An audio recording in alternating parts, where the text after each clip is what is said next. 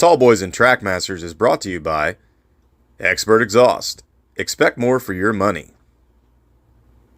MTB Shock Dock, your choice for suspension needs. High Gear Success. From helping racers get sponsored to motorsports event operation and promotion, shift your passion into high gear. Miracle Works Detailing. No cars too dirty. And by Cycle Mart, your motorcycle parts store.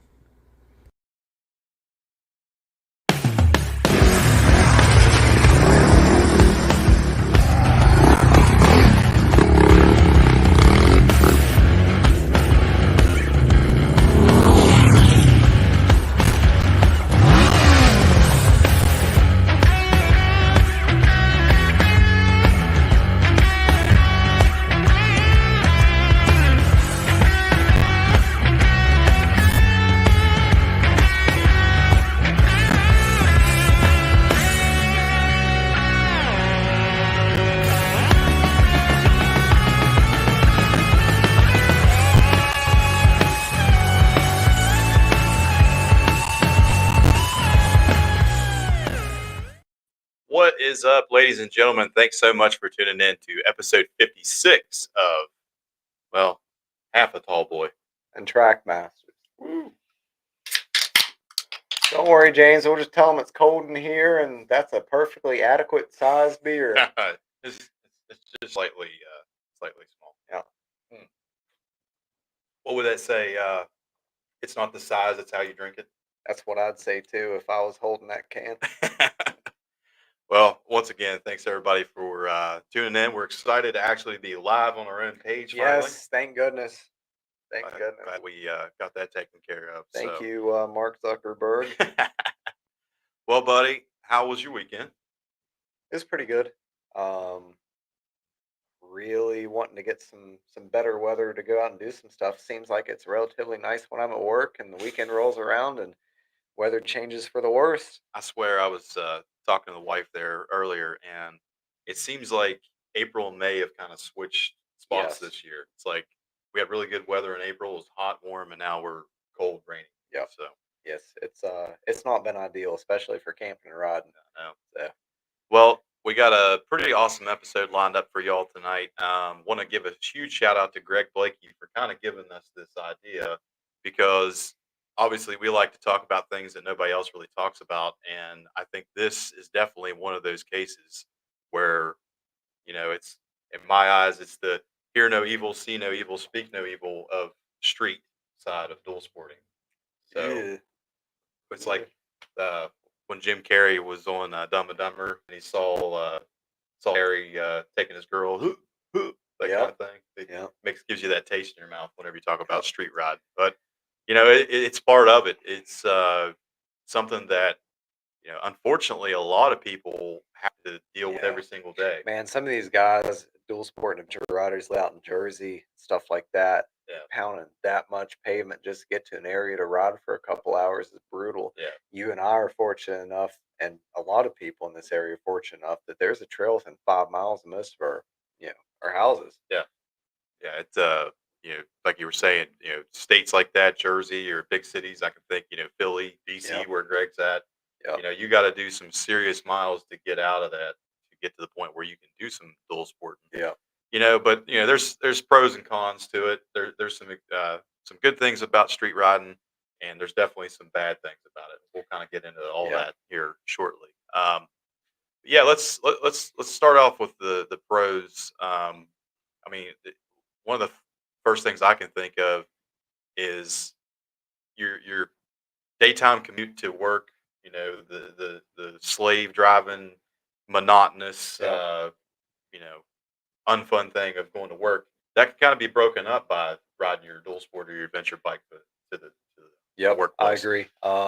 Once upon a time, I worked a lot closer to where I live, and I really enjoyed riding it. I'd take my Kawasaki into work or something like that, and even just on a Friday, it really just kind of made that day a little bit more exciting, Right. and made it feel more purposeful than just slaving for the man, so to speak. Yeah.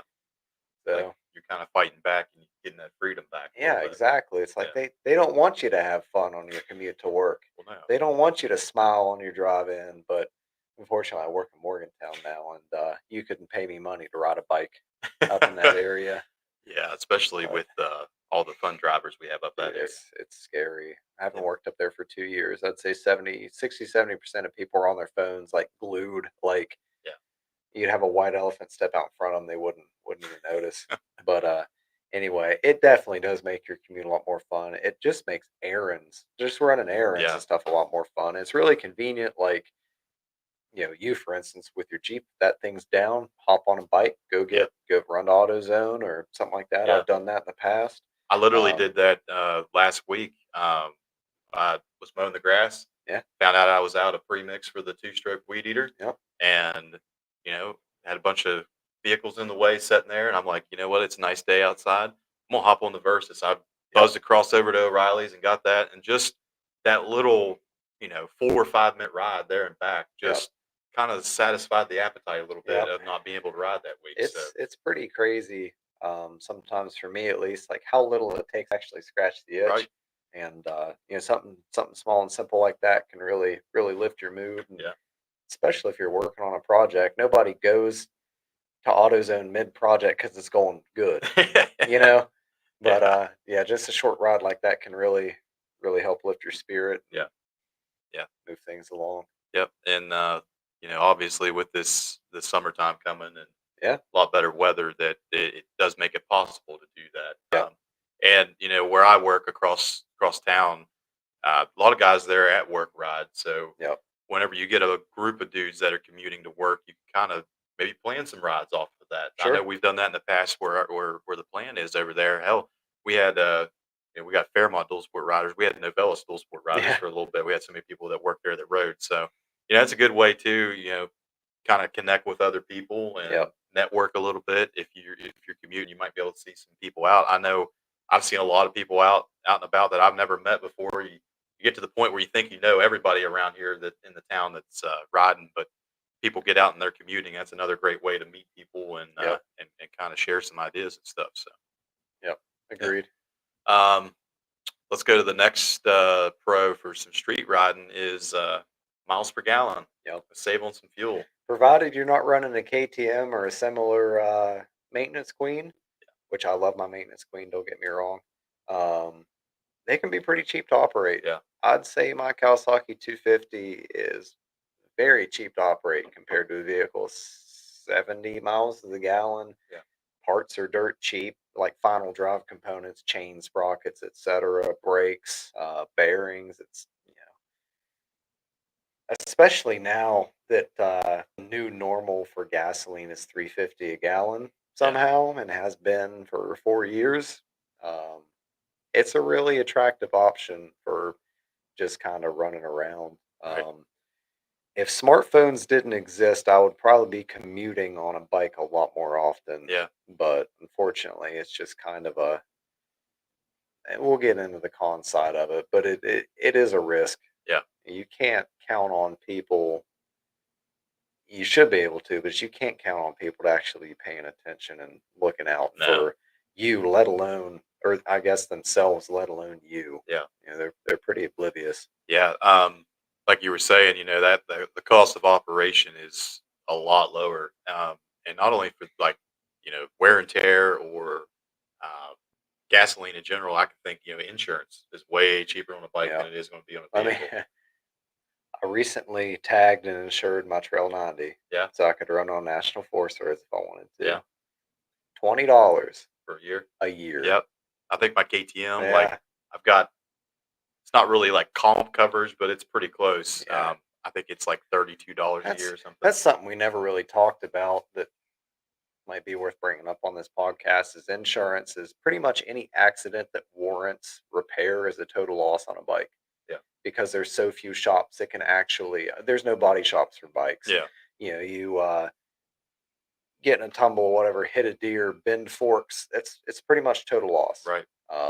So I have comp on some of my machines from a standpoint of like loss or Yeah. theft, Yeah. Theft's which a big which one is too. something else that I'd Yeah. like to bring Yeah. up in this street-oriented Yeah. riding episode, but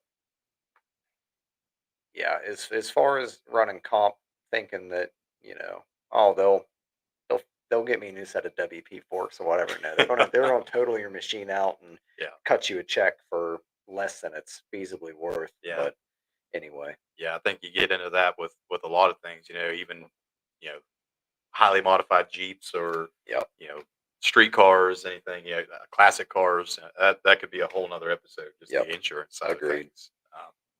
Yeah, let's go down the list to the next one too here. One thing I could think of is obstacle avoidance. Yep. So let's face it, we're here in West Virginia. The roads suck. They're not really in that great a condition. Yeah. Um, You want to hit me with your Jim Justice impression about the now, state of the roads? now let me tell you, and just tell you this: we have a whole DOH department that refuses to fix our roads here, and I can't think of a better thing to take and travel our great state of West Virginia than with a motorcycle or a dual sport. Well, you heard it here, ladies and gentlemen. The governor endorses dual sports. Yeah. That was solid. Yeah. Yeah. But yeah, man, I mean, just like right down here, right, literally down below our office, right here. This is one of the worst streets in Fairmont. It's awful trying to come up. That's funny because if you would take that street and put it in Morgantown, it would be one of the nicest paved streets in the entire city. I, for the life of me, cannot understand how a city that brings in so much money in this state can have such poor infrastructure. Yeah. But I think about that pretty often. Is there's so many, I mean, monster crater like potholes that Right. you're gritting your teeth if you don't miss them. Yeah. Wouldn't even be a consideration with a 21-inch front wheel. Yep. You can blip over them. Yeah. And not only that, but kind of natural obstacles. Say riding along a 2-lane gravel road, there's a rock slide out there. Yep. If you're in a vehicle, 9 times out of 10, Yeah. you're going to be turning around and trying to get Well, out of that way. I actually have personal experience with that. It's going up backside of Valley Falls. I think it was year before last. There was a pretty significant rock slide that you could snake a bike out and Yeah. around, but as far as getting a vehicle or anything else, you Yep. forget it. Yep. That's always been something that's been pretty convenient. But yeah, just broke up pavement. I've never really had an issue negotiating like a little bit of gravel on the Yeah. road. Grass, Clippings. leaves, but that might be a con. Clippings. I don't know that comes from riding a dual sport on roads so much as you gain so much experience in being able to react to the unpredictable terrain that you hit off road that it Yeah. really just translates to on road riding. That's a great point. And I think it could also be vice versa. Some of the skills that you learn on the street can also transfer off road as well. It's a little bit of a give and take, but yeah, being able to have that reaction time too, I think is a big thing. Obviously we'll kind of get into that on some cons as well, but yeah, like you said, you got a 21-inch front wheel. It's going to get over those potholes. You can blip it over the potholes. You can avoid the the rocks, the gravel, clippings. But yeah, it's a lot easier to be able to maneuver that bike through that stuff than it's going to be a vehicle full size. I agree. So, That's one of the best things. I don't have any road specific bikes and don't really have much intention of getting one anytime soon. But one of my favorite things is dual sports are typically light. They typically handle well for flicking around at lower speeds. Where they really suffer is just long interstate drags and stuff like yeah, that. But that's never been an issue for me personally because I've always been kind of more of a side roads and county route kind of guy. right. Um, yeah, I just think for trying to move through a city, period, that's probably from a standpoint of like efficiency, probably one of the best Oh yeah, machines that you could pick. I can attest to that personally. So like we were talking about commuting to work. So Yeah, when I leave my house and I'm headed, I think I live. It's like 4.5 miles from my house to my job. Right. yeah, I have to go lucky. through in a vehicle like at least 6 or 7 red lights. Yeah, And it's infuriating. it isn't is. it? It is. It is infuriating the sheer number of stoplights there are. Like, I work up in Star City, in Morgantown, and it's got to be like 10 Yeah. or something like that. And I somehow always time it in a way that I hit every one of them, which means somebody out there is hitting all green lights. Yeah. You know, What a dick. why can't it be me? But just navigating through town, like if I'm crossing from Whitehall to Fairmont, like Yeah. over this side, it's so much faster coming Oh, yeah. off of stoplights and stuff because you accelerate to whatever, well, you accelerate to the legal speed limit. Legal. Yeah, no more in a very short period of time. Yeah. But that can also be infuriating because the Nissan Altima in front of you with the lady that's on her phone, if it's a 45, she's going to take 30 seconds to get there, Yeah. or something like that. Yeah. It can be pretty annoying. Um, I've also found it funny in the past. I've had some guys, like I've been on my KTM 350, that people see a bike and they just get like this burning desire, like I got to race it off the line or something like that. I got news. I weigh 180. My bike weighs 240. Yeah. We're getting off that line faster than you. Yeah. You'll catch me shortly. Don't get me wrong, because I run out of legs around 60 miles an hour. But yeah, that's Yeah. that's something, and we can talk about like some unwanted attention and stuff Oh, yeah. like that, which Yeah. definitely does happen. Yeah. But But yeah, man, like I was saying, that being able to just simply bypass those lights yeah, on a bike, like yep, it's just so much faster to take those back streets. And yep, like I could say probably on average, I leave my house at like 10 after 10 or so. Usually get to work about 10:30 ish. Takes about 20 minutes to go 4 miles. PM, Yeah, PM. Yeah, because I work midnight shift. Um, but if I do it on the bike, leave the same time, yeah, I'm sitting in the parking lot at like 10:15, yep. like wondering what I'm going to do with the It's next 15 it's minutes. like coming over here, Yeah, I'll come 250 or hit the interstate for that short stint. But on a bike, I would be going from here to Colfax, hmm across Pinchgut Hollow, and coming in that way. It is so much faster and and more fun. very fun on a bike. Yeah, But it is not fun at all in a vehicle because no, it's so twisty, so windy. You really can't carry much speed.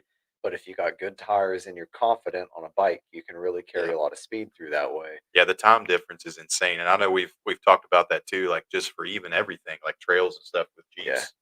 Both of us have experience with that, where you get to the point where you're bored in your full size rig going through stuff, Yes. and it's the same thing Yes. in a vehicle. Obviously, just a lot better all overall experience. Yep. Um, And let's talk about that, man. yeah. Some of these roads around here, especially in West Virginia, Yep. you can get some really Yeah. awesome, twisty, So fun roads. I know, right? You get around Teeter Creek Lake, stuff like that, going over to Parsons. There's Yeah, some really good twisties. Uh, Tom King can attest to the road that goes from Glady to Alpena, yeah, and that is one of the best roads, in my opinion, one of the best roads I've ridden in the state. yeah, It is just continuous, like nice swept bank turns through the yeah, mountains. You got nice rolling fields on both sides. Um, it it is fun hitting some twisties every now and then on pavement. It's even more fun, running knobbies, right? And you pushing the would you limits. would be amazed at how far. James, you see any chicken strips on this? I don't see hardly any left. Yeah. So So you'd be pretty surprised at how far you can lean over knobby tires once you get yeah, confidence in them. right. Way farther than I ever thought you'd be able to. But yeah, there's nothing wrong with just getting out and hitting some pavement on your dual sport or whatever. I mean, it's street and trail, Yeah, and I can say it's a different kind of fun, and it is fun, especially if you have those twisty parts are connecting some other fun yes, trails, yes, and especially you get a big group of guys together. There's always a little bit of NASCAR rubbins racing going sure. on, and it's a good time. I can think, Especially if you got Dan Farnsworth up behind you. yeah, like I can sit there and think, kind of what you're talking about. Back to our Brandywine trip last year, we got food at the forget the name of that restaurant. It's at the bottom of Spruce Knob Yep, down I there. know what you're talking about. But we hit the pavement up above like Germany Valley off Yep, of 33. yep. That was a That was so much fun on that It's blacktop up that way. it is a fun feeling. Look in your rearview mirror and like you're pretending to be Valentino Rossi, sticking your knee out, like exaggerating, going around a turn, and the guy behind you does it, and Yeah. you know he kind of set off the chain. Yep. It is fun. Anytime I have to connect, you know, sections of dirt or gravel with pavement, the more twisty and stuff it is, the more Oh yeah. fun.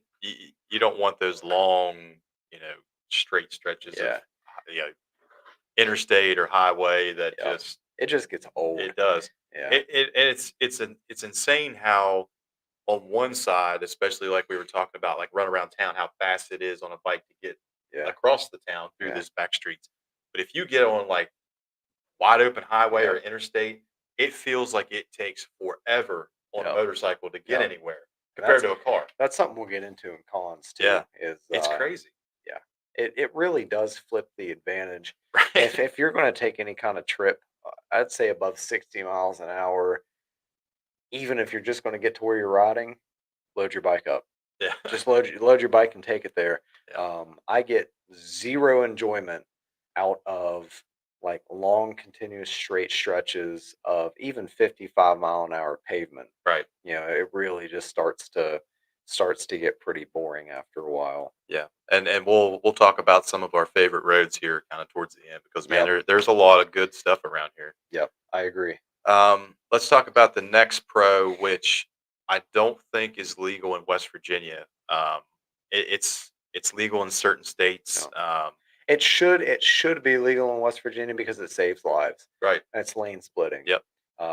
I should not have to entrust that, you know, Karen and her 7,000-pound Yukon Denali is going to stop in time. Yeah. That's why kind of my caveat for this episode is I don't like street riding. I don't like road riding.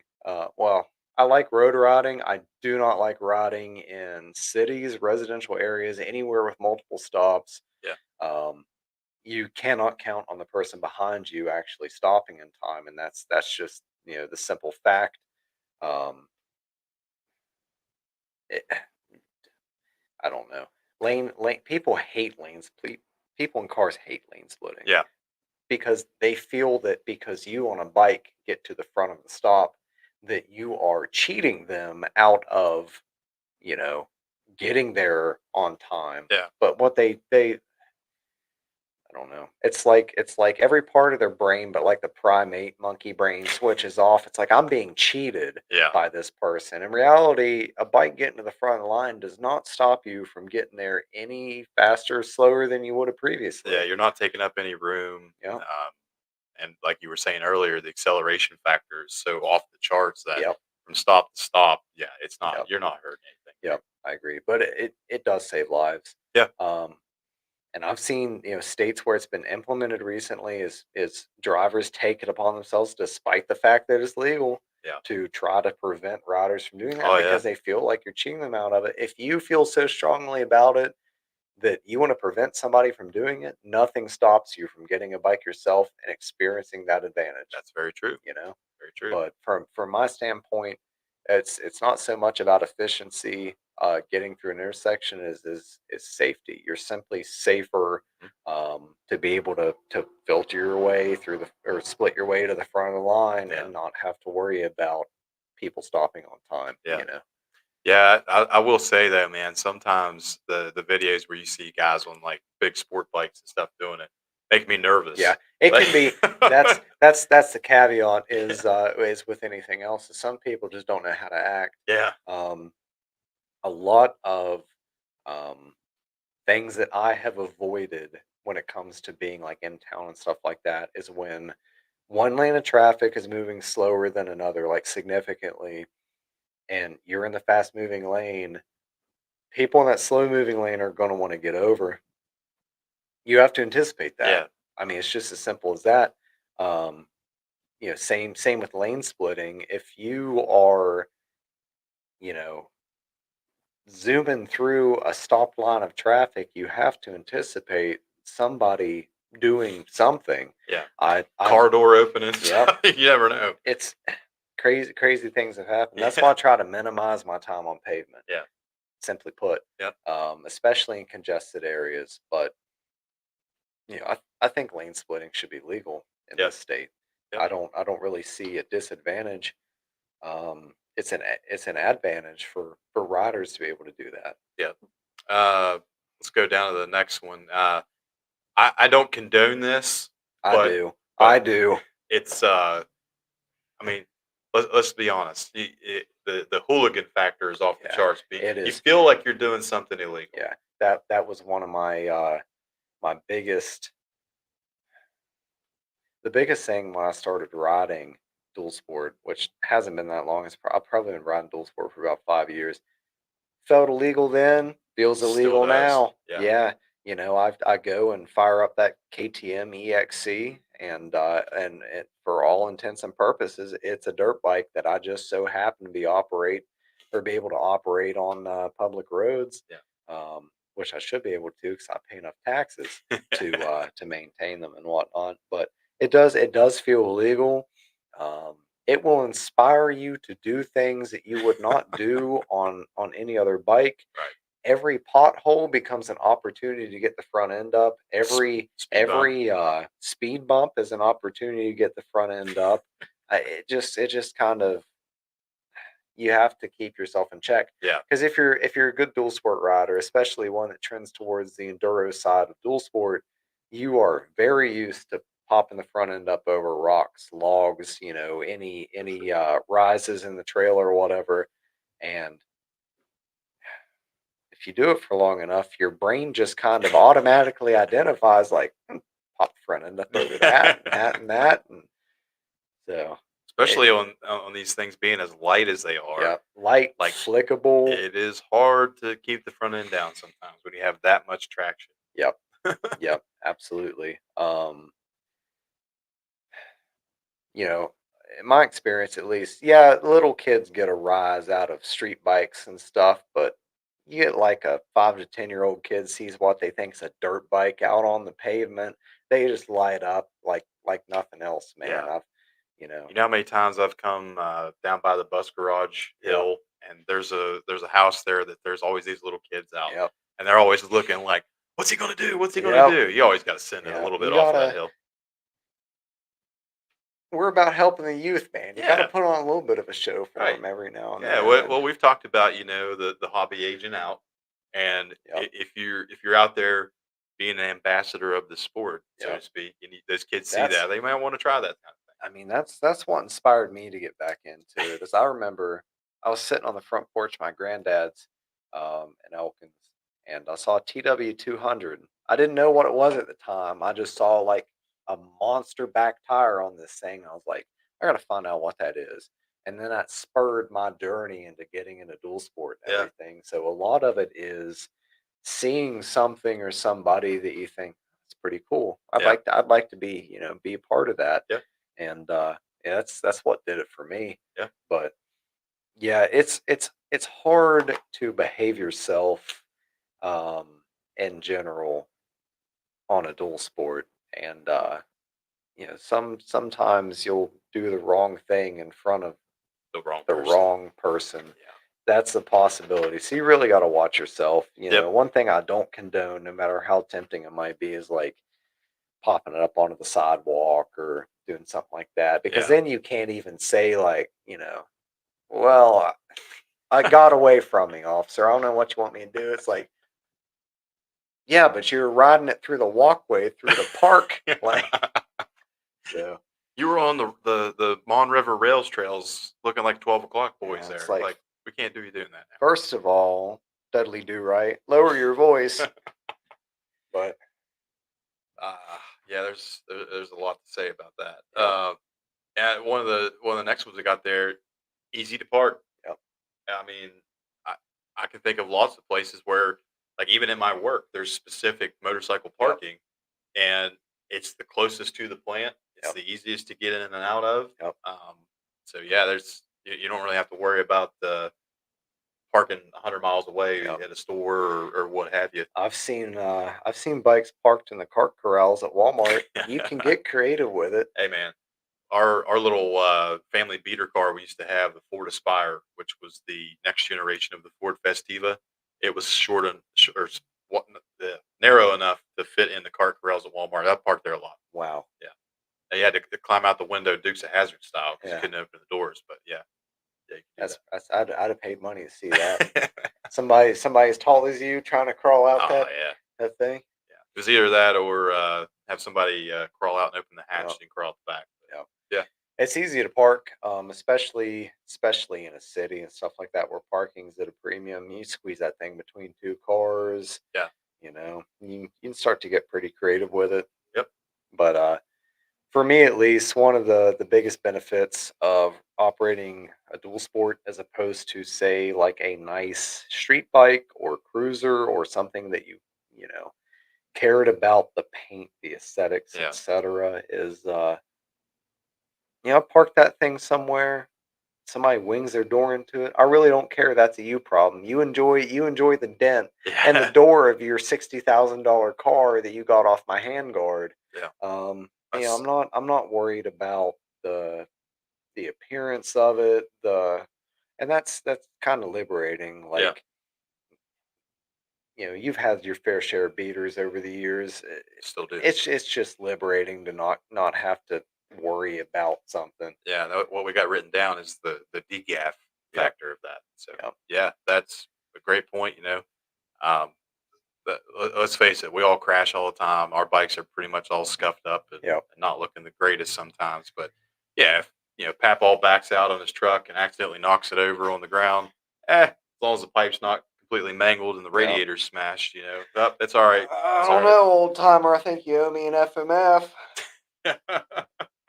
But Think the insurance paid for that? yeah, insurance to total it Oh over almost anything anymore. yeah, But yeah, it is nice. Now I'm not saying like if you go out and buy a brand new 10 or a 700 or whatever, and you're yeah, pretty much planning on riding gravel. Obviously, you would like for it to stay nice. That yeah, is something that was a lot of your time, a lot of your money to buy. But if you're going to ride the enduro side of dual sport, your bike's going to start looking used yeah. and well loved in pretty short order. I watched Arthur go through it with his KTM 350. It went from immaculate to hammered Yeah. in one Short riding order. and one riding season, really. But but yeah, it is just liberating to not really have to care. I see some of these guys, post on motorcycle forums about like owning Ducati Pengales and stuff like that in cities. Is like, man, I would not be able to Yeah. even go in and get a coffee without worrying that somebody was going to ruin it. I'll tell you something else too is people can't act right around bikes. I don't know what it is. People feel compelled to sit on it to take pictures or let their kids climb all over it or something like that. So, if you got a 40 some $1,000 street bike that little Timmy's clamoring over and accidentally pushes over, that's a problem. But if you do that to my KTM, it's like, well, I was going to do that later today anyway. And we're headed down Fetterman Hollow. That's the least of our worries tonight. Yeah, I was planning on dropping this thing at least 5 times today. All right, that's great. Well, I think it's time to move on to the cons. Yeah, And unfortunately, the cons list is pretty long. Yep. At least in our eyes. Yeah. Because we're obviously more third oriented guys. But I mean, let's tackle the number one thing, man. It is so dangerous. Yep. It's absolutely probably the most dangerous thing you can do on a dual sport, in my opinion. Yep. Like I said, it's not necessarily that I don't like pavement. It's that I have seen enough and know enough about the way the inattentiveness and obliviousness of the average driver when it comes to intersections and traffic, city driving, stuff like that.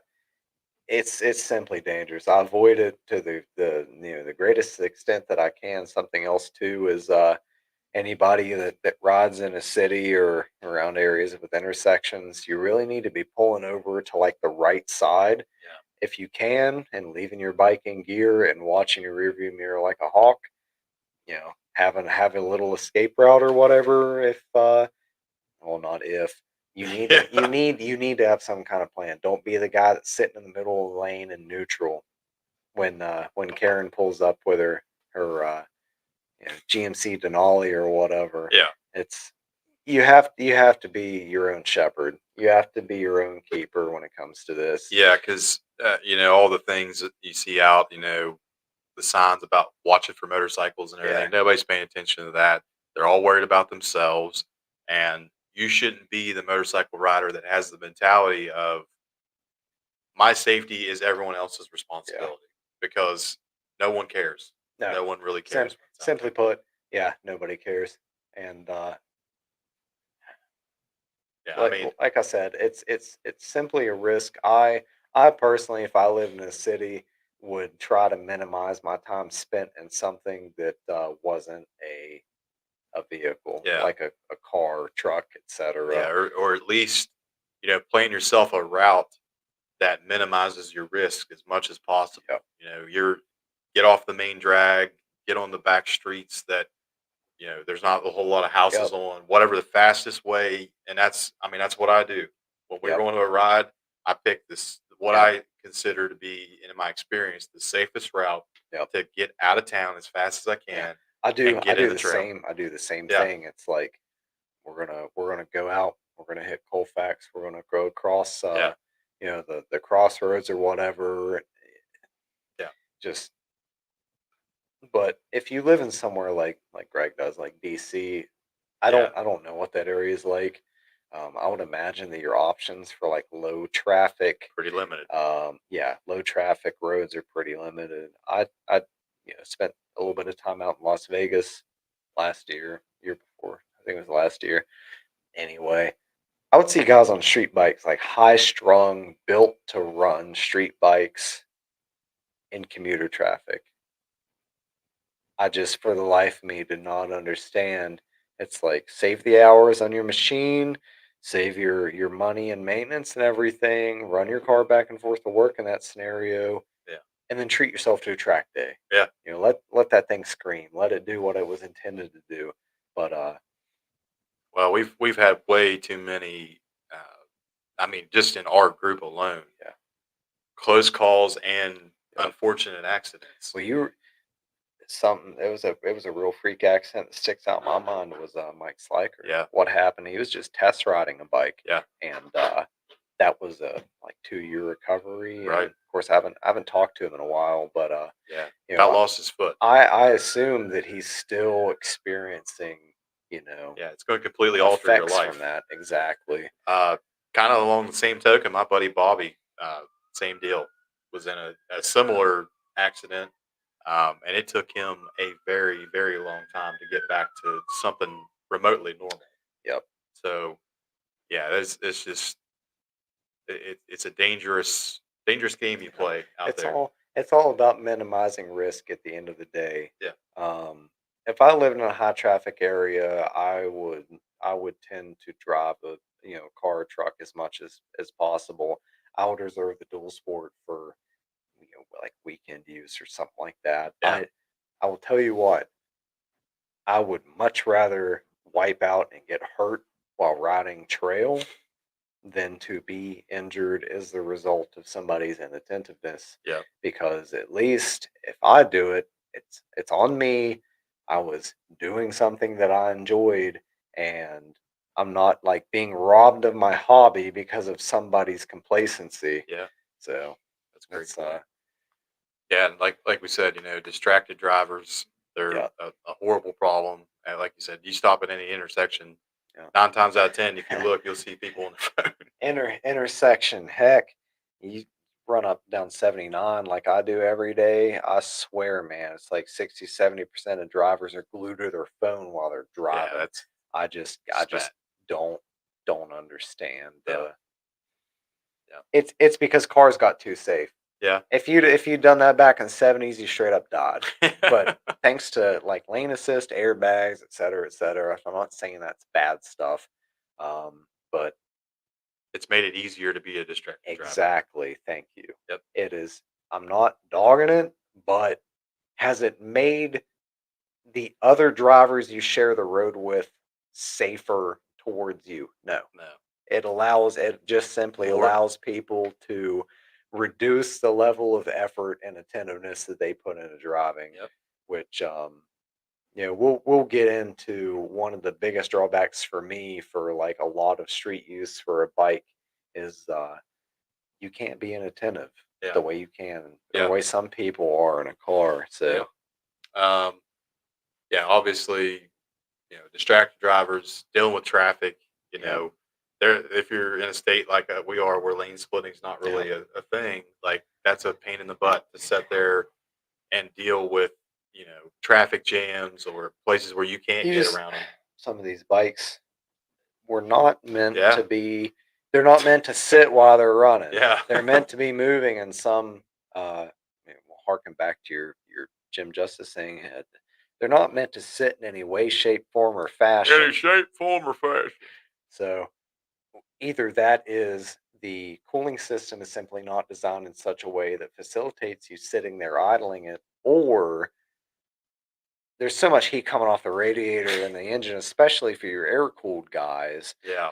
All the heat dissipating off your air cooled engine, it is absolutely miserable when it's warm out. Yep. To sit on a bike idling in traffic. Yeah. Yeah. It's definitely not a And good time. I just feel bad for, machine. If I'm sitting there like with the clutch pulled in or whatever for like 5 minutes intersection, I just start feeling bad for it. It's Yeah. like I know you're not happy down there. No, that's in my opinion, that's worse wear and tear than it would be just out like hammering through the woods on Yep. something. Yep. You know, I agree. so much heat coming off of it. And I mean, let's face it. Especially for us, and I would say a lot of people that are watching the show, it's boring. It can be just Yeah. downright boring Yeah. just riding the street. It's it's fun when it's fun, and when it sucks, it really Right. sucks. I see guys.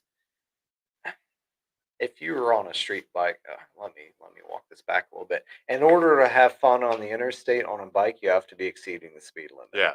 Yeah. It's as simple as that. 70 miles an hour on the interstate on a bike, does not feel. If it's a bike that's suited for it, does not feel fast at all. No. 65 miles an hour on my KTM feels like light speed Yeah. until you have to do it for Yeah.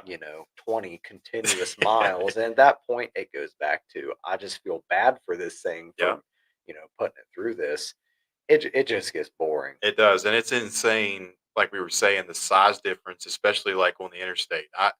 I've been in multiple vehicles going the speed limit on the interstate on 79, and there's a lot of nice turns on 79 where it Sure. doesn't feel that boring. Like you have to be Yeah. alert, you have Yep. to maintain your skill level a little bit. But you get out there on the same straightaways and turns on a bike, it just feels like it's 4 times as long to get around the turn. Yep. The straightaways seem Yep. longer. Like it's just not a good time. I'll tell you about a little experience I had. I was fortunate enough to have the opportunity to visit Germany twice when I was younger, and the second time I went, we got out on the Autobahn, and Yeah.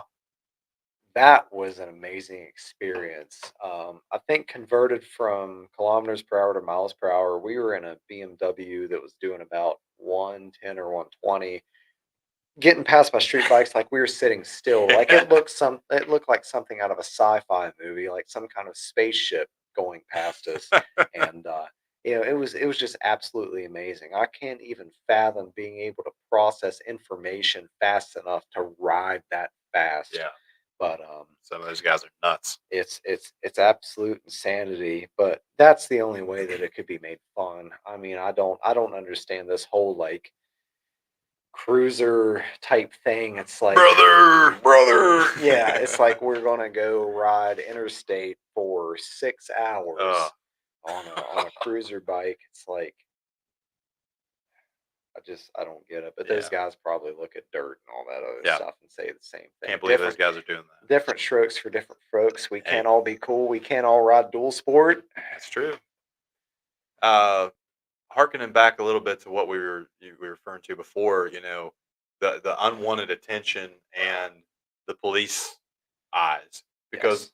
not only does it feel Yes. illegal to us, you It get looks it illegal. looks super illegal, especially like our KTM's where they're basically a dirt bike with a headlight on them. Yep. I don't know how many times if you're cruising along through town and you're going by and you're paying attention, doing everything you're supposed to in your car, You're not breaking the law, not speeding, not on your phone. Yep. 9 times out of 10, a cop's not even going to be looking at you. No. But if you're coming down that same street on your bike, which is loud, looks like a dirt bike that shouldn't be on the road, Yes. that guy is immediately going to be looking at you. And I've had it happen a lot. Immediately pull in behind you and follow you for a Yep. very long time, checking No. your license plate, seeing if this thing is legit to Yep. be on the street. My legal counsel has advised me to state that I've never actively invaded law enforcement while on a motorcycle. That's happened Yeah. on more than one occasion. And I mean, those guys think they got you dead to rights. Yeah. And look what happened to Jim Kwok. Yeah. Yeah, that's a good point. It's just, luckily he had his license plate that he'd broken off doing one of the most ridiculous hill climbs in the county. Luckily he had it in his backpack. Still the only guy that I know in our group that attempted that hill. So props to Jim. Yeah. Well, straight up, I don't have the balls. And for the people going on Memorial Day ride, we're going by that hill climb. Yeah. So if somebody wants to be a hero, if you even attempt that, I'll buy you a 6-pack. You will need it after you cartwheel back down that thing and your bike lands on top of you. But they really attract attention from police, from guys in Dodge Chargers and similar vehicles that want to race you off the line. Yeah. And straight up, they attract attention from thieves like nothing else. Yeah. Because they're light, they're easy to steal. 2 guys can chuck your dual sport bike in the back of a pickup truck and disappear. Yep. Simple as that. So it really does garner some unwanted attention. But it also garners a lot of attention in general. Yeah. Those riding a street and trail bike, especially like KTM enduro oriented bike with straight up knobbies, stuff like that. My bike sounds like an airplane coming down the road. I have a quiet exhaust, factory exhaust. James can't say the same. His is deafening. But Whoop house. Coming down the road, that thing sounds like an airplane, and it snaps necks. Just the sheer sound of it. What? And that factor is always a funny thing, especially with like younger kids, like we're talking about. Like, how in the world is this guy riding that dirt? Oh, well, it's got a license plate on the back. Well, how do you do that? That's always a very cool thing to witness there. Yeah, I agree. Along with that, you touched on it before, the fact that it can just be exhausting, like that mental game of constantly sitting there and trying to anticipate other drivers, anticipate, hazards that come up along beside you. Thanks, sir. It can just be downright mentally and physically exhausting, just sitting there trying to ride on the street all the time. Yeah. So people think the hard part of dual sport riding is trail riding. Well, once you get your sea legs, so to speak, trail riding, things are they're predictably unpredictable. You know to watch out for the errant diagonal log across the trail, or you're thinking like, man, it's rained a lot. This section's probably changed course a little bit due to ruts or something like that, or you kind of know what to expect out of the terrain that you're riding. And never once in the woods, no matter how difficult the section, no matter how technical the terrain, I've never been like, I better watch out for that Cadillac Escalade. This woman taking her kids to soccer practice, like that's never been a concern. Yeah. It's been like logs, rocks, deer, ruts, pretty straightforward. And it is exhausting, like for me at least, to run a bike on the road for a significant amount of time. Especially some hardcore dual sports like ours, where there's not really any wind protection. Yep. Or a whole lot of creature comforts, like heated grips, heated seats, that kind of thing. I got nothing in terms of most guys that we ride with, especially guys KTMs. No creature comforts at all. No windscreen. No nothing to deflect anything. Closest things probably if it's cold out, I'll run like big wind deflectors on my handguards, keep some wind off my hands. But yeah, just the wind, the cold, and the the fall and spring, early spring, stuff like that. That's exhausting in and of itself. But like for me at least, my head's on a swivel. My mind's constantly. You kind of should ride in such a way that you're constantly expecting every driver to make the worst possible Yeah. decision to impact your well-being. I mean, you have to. I You mean, have to do that. that is for me at least. That's my peace of mind of riding. Is I just expect everybody to do the worst imaginable thing when they're driving a car, which is why I really don't like riding pavement. Yeah. Now there's guys that have rode for 40 plus years that have never had any issue whatsoever. Um, good for them. Everybody gets lucky, right? Yeah. But the more steps that you can take mentally to be responsible for your own safety, the better. Yep. But it's exhausting too in the sense that, like you talked about, this goes back to being boring, hitting a lot of interstate or something like that. It just wears you out mentally. Yeah. You Yeah. know? Like you have to constantly sit there and think in terms of, all right, well, there's a dump truck up here. What final destination situation is going to happen where this giant rock flies off this truck or Yep. this log comes off the log truck? Yeah. And I think another thing is too about riding on the street, especially you're gonna be carrying a lot of speed. Obviously, you have less reaction time for obstacles. Yep. Like you were saying, you're off road and you can see the log or the rock coming. Yep. It's easy to be able to slow down and attack that obstacle. Yep. If somebody's exhaust falls off in the middle of the road, like Yep. you're just bracing at that Well, point. something else too, and I see this a lot with street bike guys that kind of have this victim mentality of everybody else being responsible for their safety and everything, and if you slip up, then they're gonna put you on blast on social media. If you're doing 70 miles an hour in a 55 and somebody turns left in front of you, which Yeah. is one of the leading that people turning left in front of motorcycles, one of the leading causes of accidents. I guess I'll step that back and state that the leading cause of accidents on a motorcycle is taking a turn too hot. Yeah. Single vehicle accident is because a rider couldn't negotiate a turn. But that person in that car, if you're going that fast on a bike that's feasibly only 2 to 3 feet wide, the human eye can't accurately gauge the distance between your bike and their car. Yep. It is that simple. Knowing that, it would be absolutely ridiculous for you to continue to ride in such a way that you expect people to just know. It just goes back to you have to be your own shepherd. Yep. Doing this stuff, you have to use your mind. Yeah. And just you know, like we said, pretend that everyone's out to kill Yeah. you. And I always like to try to, picture maybe a 2 to 3 foot bubble around me. Yep. And I'm going to always try to maintain that bubble, whether it's people in front of me, behind me, Yep. Braking, accelerating, or, just simply turning in the other lane to get away from them. Yep. Just pretend that's around you. And that gives you a decent buffer zone to prepare for any kind of unexpected thing coming at you. Another mistake people make is thinking that a motorcycle can stop faster than a car. This is especially true of a dual sport. Yeah. A car has a massive contact patch compared to a motorcycle. Compared to a Trackmaster? So absolutely. if I'm lucky on a Trackmaster, I have maybe 2 sets of lugs in contact with the ground. A car has 4 tires. Yeah. Times that, oval contact patch can stop much faster. Yes, it's heavier. Knobbies suck at stopping Yeah. On the on street. pavement. It is, you have to get used to it. You have to anticipate it. Yeah. That's just another mistake people make.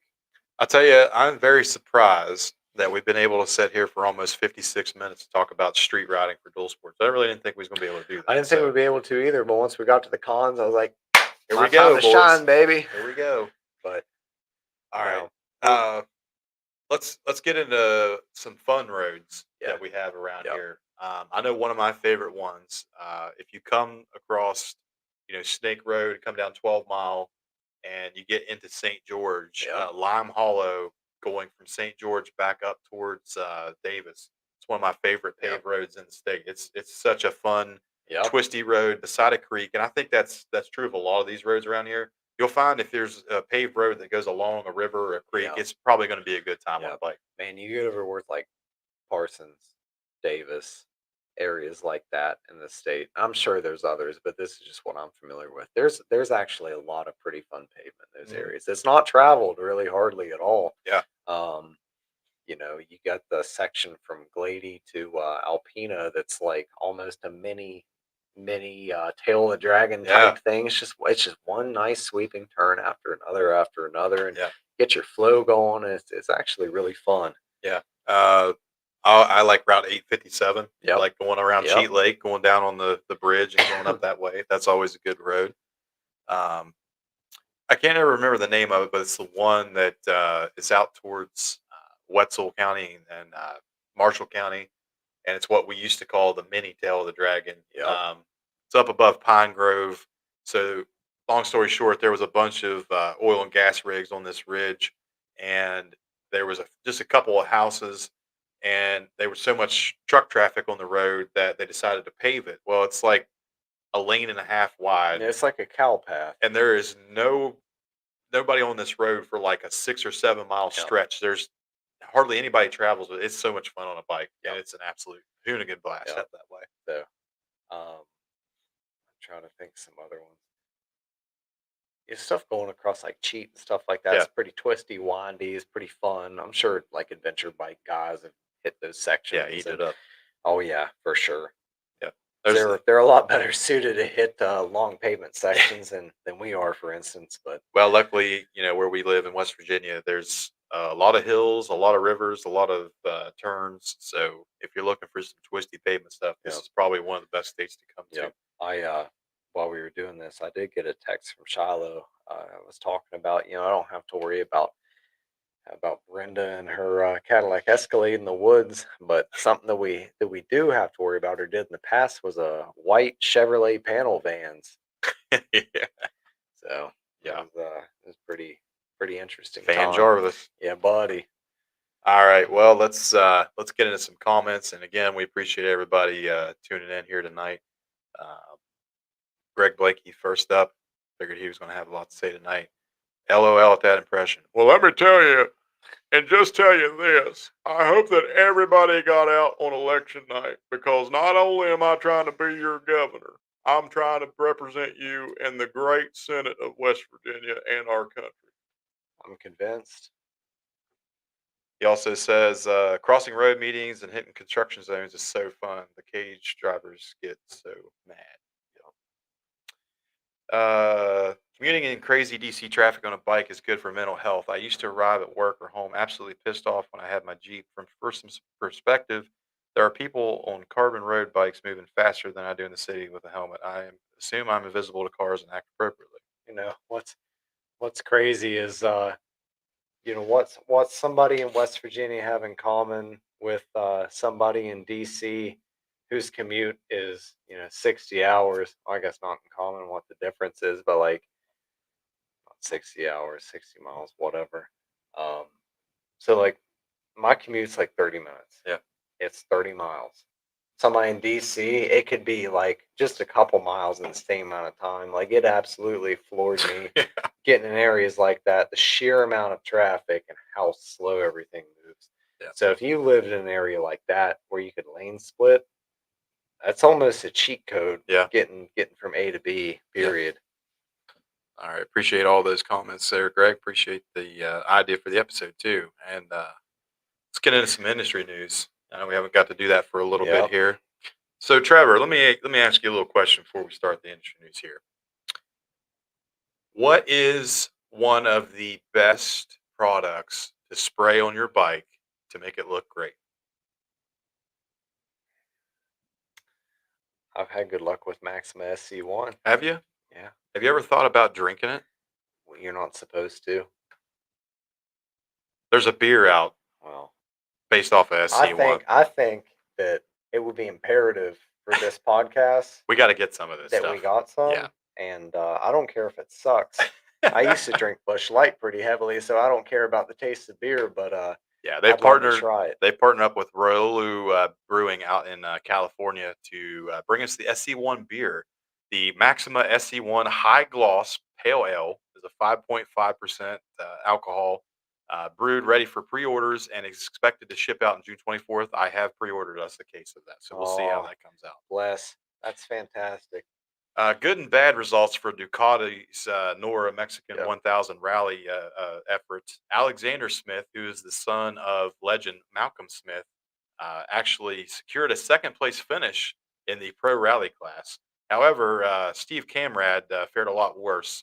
With his X catching on fire, he collided with another racer, and Jimmy Lewis, who's one of the high end guys in the dirt bike industry, actually personally DQ'd this guy. So yeah, kind of good and bad That's for not a good Ducati. look. The race spanned 1,000 or 1,500 miles from April 25th to May 3rd. And last but certainly not least, Yamaha has filed some patents for a potential automatic transmission for their CP2 engines, which definitely would probably include the Tenere 700. So we'll see if that comes to fruition. I'm personally not a fan of automatic bikes. Oh, I get the yeah. appeal for certain people, especially if you're, handicapped in a way, Sure. or Same thing as a recluse. yeah, I'm not knocking that, but yeah, one of my favorite things about riding a bike, especially in this age of like, you know, digital stuff, nanny devices, stuff like that, is how analog riding is. yeah, Manual clutch, no traction control, in my case at least, manual transmission. I really don't know why you would want a bike that as closely emulates a Toyota Prius as you could possibly purchase. I don't get it. But yeah, that's part of the fun for me is like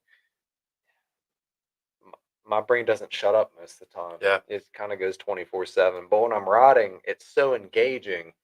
Every one of your limbs is doing something, yeah. right? Both each hand, each foot, et cetera, et cetera. Um, that's most the joy of it for me. I watched I think it was a TikTok there a couple days back, and it said, "Why do you ride?" This guy like pushes, I think it was on 10 or 700 or something, push it out of the garage, and the whole time you just hear like background noise. Yep. Yeah, you hear people talking, just a million things going on. And when he sets on the bike and he sets his helmet on, then all that goes away. Yep. And that's very true for me. Yeah. So in a way, that automatic transmission, yeah, it's probably good for some people, like we said, but you're starting to get to that point where you're not able to disconnect, in my opinion. Yep. So I you're agree. focused on that, and yeah, that's why I ride. I want the most analog, you know, Well, pioneer spirit same experience I reason. can do. Same reason I camp in a tent and Yeah, not in a camper. It's yeah, not that I can't afford one. It's just I prefer the disconnect from, the stresses and the rigors of modern life. Um, I mean, that's really just one of my favorite parts of riding. Period. That's also one I want to get into, like vintage enduro. hmm I'd like to pick up like a DT 400 or something similar in the future yeah, to kind of step even further back to pre power valve, yeah, two stroke, like about as simple as you can get. yeah. Um, we talked about Ducati a little bit. Whatever happened to the motocross bike? They unveiled it, and then I did not hear much else as opposed in terms of like actual uh, use or I I got a feeling this is going to become the next Triumph 250, which at least I was, I've been talking and we've been talking back and forth about sure. potentially getting an adventure style bike that can do some two up stuff with the wives. But uh, I was scrolling through Romney Cycle Works, or Romney Cycle's inventory, and they actually had a Triumph for sale. Really? So you are starting to see those come to dealerships and be able to be purchased. But yeah, I think the Ducati is going to kind of go down that same spoke of, Yeah. look, we released the I'll clutch handle today. I will tell you what. Ducati's dirt bike will be the same as their street bikes. You will be able to pick one up for very cheap at about the approximate mileage that the first Desmo valve service is required. Um, that's just how it is. These guys get the bill for the first Desmo valve service, which if you're mechanically inclined, really isn't that bad of a job to do. But if you take it to a Ducati dealer, for instance, you might as well just sell a kidney. You hear the sirens in the background? I do. There might be a guy on a dual sport doing some hooligan street stuff outside. So, We can only hope so. yeah. Somebody's got to be out there keeping it real. At least to get it on video. Well, speaking of hooligan street stuff and getting it on video, tonight's Had to Lay Her Down is an absolute classic that I'm sure some of you have seen before, but we're going to play it anyway. Did you run into some clippings? Did Barb take the kids? Well, Hoss, maybe you had to lay her down. I think that, in my opinion, this is probably the original Had to Lay Her Down. I would say this is a strong contender. This is at the Pastrana compound, right? Yes, it The is, over foam in pit. Maryland. Yeah. And this is the infamous Street Bike Tommy.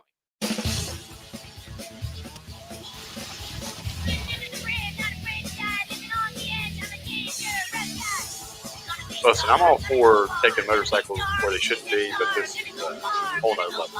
Look how high they go. Completely misses the phone stuff.